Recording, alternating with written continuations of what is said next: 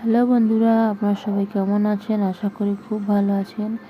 বন্ধুরা, আজকে আমি করেছিলাম সেম আলুর তরকারি।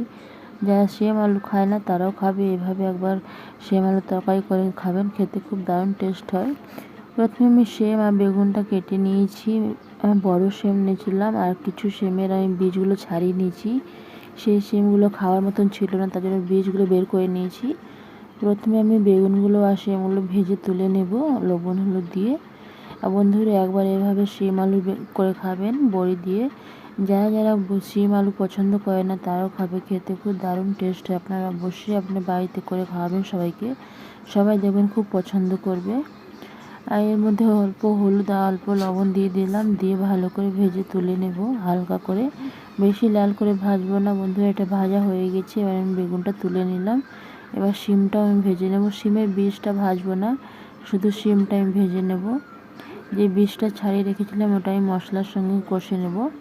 এর মধ্যে দিয়ে দিলাম লবণ হলুদ দিয়ে ভেজে এটাও আমি বেশি করে ভাজবো না, হালকা করে শিমটা ভাজবো, বেশি ভালো লাগবে না। একটু হালকা হলুদ কালার ভাজলে খুব সুন্দর লাগে খেতে। আমি একদিকে দেখুন বন্ধুরা বড়ি নিয়েছি, 10-15টা মতন বড়ি রয়েছে। বড়িগুলো আমি দুই অর্ধেক করে ভেঙে নেব। ভেঙে দিলে কী হয় কি, বড়ির ফ্লেভারটা টেস্টটা যে থাকে তরকারির মধ্যে ঢুকে যায়, খুব সুন্দর টেস্ট আসে। গোটা গোটা দিলে কিন্তু ভালো লাগে না, তার জন্য আমি ভেঙে দিলাম।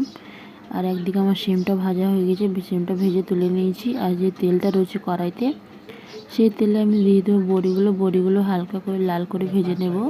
আর বন্ধুরা, আমি আজকে উনুনে করছি। উনুনে আপনারা জানেন তো, উনুনে তরকারি খুব সুন্দর টেস্ট আসে, খুব সুন্দর ভালো লাগে। একদম বড়ি ভাজা হয়ে গেছে, কড়াইতে আর একটু দিয়ে দিলাম রিফাইন তেল, আপনার চাইলে সরষের তেলও করতে পারেন। আর এর মধ্যে দিলাম একটা পেঁয়াজ কুচি, আর এদিকে আলুগুলো সিমের মতন লম্বা লম্বা করে কেটে নিয়েছি।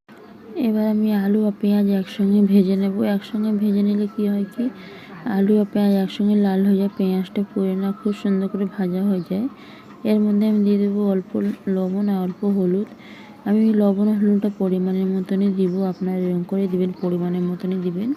কেন কি, আমি সেম যখন ভেজেছি তখন লবণ হলুদ দিয়েছিলাম, আর বেগুন ভাজার সময় দিয়েছি, তার জন্য আন্দাজে আপনারা দিবেন এভাবে। এটা আমি হালকা করে লাল করে ভাজা হয়ে যাওয়ার পর এর মধ্যে আমি দিয়ে দেবো টমেটো আর বীজটা। আর খুব সুন্দর করে বন্ধুরা ভাজা হয়ে গেছে। আর দেখে টমেটো আর বীজগুলো দিয়ে দেবো। আমি একটা টমেটো নিয়েছি, গোটা বড় টমেটো, আপনার চাইলে ছোটো টমেটো দুটো দিবেন। আর আদা রসুন বাটা 1 চামচের মতন দিলাম। আর দিলাম গুঁড়ো লঙ্কা, একটা ঝাল লঙ্কা আমি 1 চামচের মতন দিয়েছি। আর দিয়ে দিলাম অল্প জিরা গুঁড়ো। এবার খুব ভালো করে মশলাগুলো কষে নেব বন্ধু, এর মধ্যে আমি জল দিব না।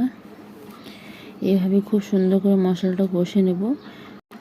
মশলাটা কষে যাওয়ার পর বন্ধুরা, এর মধ্যে আমি অল্প জল দিব, কেন কি খুব সুন্দর করে মশলাগুলো গলে যাক।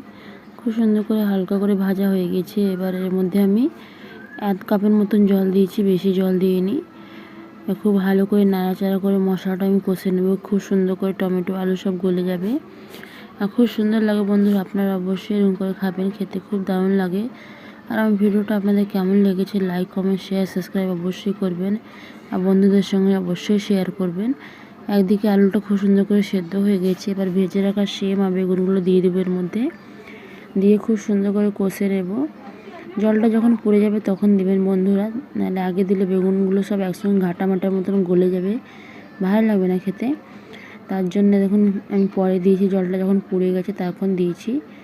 খুব ভালো করে আমার কষা হয়ে গেছে, বেগুন সেম আলু একসঙ্গে মিক্স হয়ে গেছে। আর খুব সুন্দর লাগছে দেখতে, এত সুন্দর লাগছে, আর খেতে সেরকম টেস্ট হয়েছে। আর 1 কাপের মতন জল দিচ্ছিলাম, কারণ মাখা মাখা করবো, তার জন্য 1 কাপের মতন জল দিয়েছি। এবার আমি ঢাকা দিয়ে দেবো, খুব সুন্দর করে মশলাগুলো ফুটে যাক। আমি 2 মিনিটের পর বন্ধুরা আমি ঢাকা দিয়ে দিচ্ছি। 2 মিনিটের পর আমি খুলে দেখছি, আর দেখুন কি তরকারিটা হয়েছে নাকি একটু দেখে নিই। আর খুব সুন্দর করে তরকারিগুলো ফুটে গেছে, খুব সুন্দর হয়েছে বন্ধুরা। যারা যারা বন্ধুরা আমার ভিডিওটা এখনও সাবস্ক্রাইব করেননি, আপনারা সাবস্ক্রাইব করে দেবেন। এবারে এর মধ্যে দিয়ে দিলাম বড়িটা শেষে দিলাম, এর জন্য কি বড়িটা আগে দিলে গলে যাবে, তার জন্য আমি শেষে দিলাম। কি বড়িটা একটু নরম হয়ে যাবে, সেদ্ধ হয়ে যাবে, ভালো লাগবে খেতে।